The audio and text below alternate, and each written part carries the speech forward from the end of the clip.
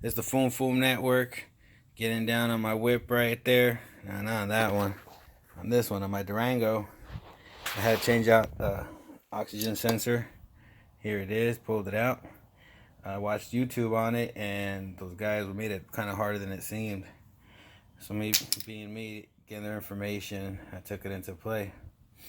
So it was pretty easy once you get your mind to it. One of the guys says don't take off the protection, you know, to the inside of your engine bay. It has rivets. It has rivets here, has so many rivets, you know, so I just popped them off. Went to Harbor Freight. Got this rivet kit for like 16 bucks. You know, so once I put back on my oxygen sensor, you just put one of those on the tip, squeeze it, and it opens up in here like a butterfly. Opens up here like a butterfly, and it cuts itself off. It's pretty bitchin'. You know, so one thing the guy said not to do, I did.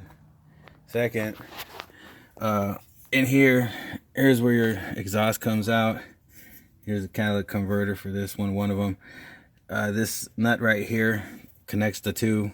I loosened it up just so I could be able to get my hand in with my oxygen sensor remover.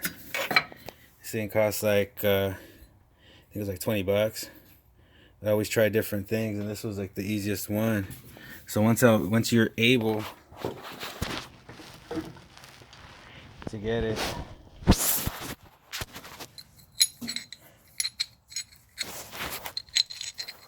on the sensor itself, it has a socket head up here. So what I did, once it was sitting on top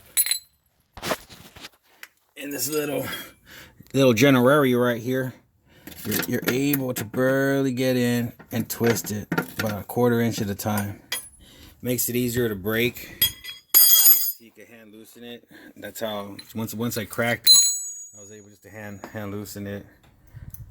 Getting to this plug underneath is pretty easy. You know, just get underneath and just snap it. So right now, what I'm gonna do, sorry for going back and forth.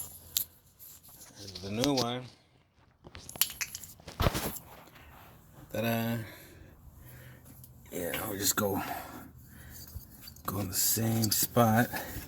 It's gonna be always a tight fit. I don't know if you can see, but lefty loosey, righty tighty, right? You know, so it sits in there. You gotta move the wire around as you turn it so it doesn't get stuck.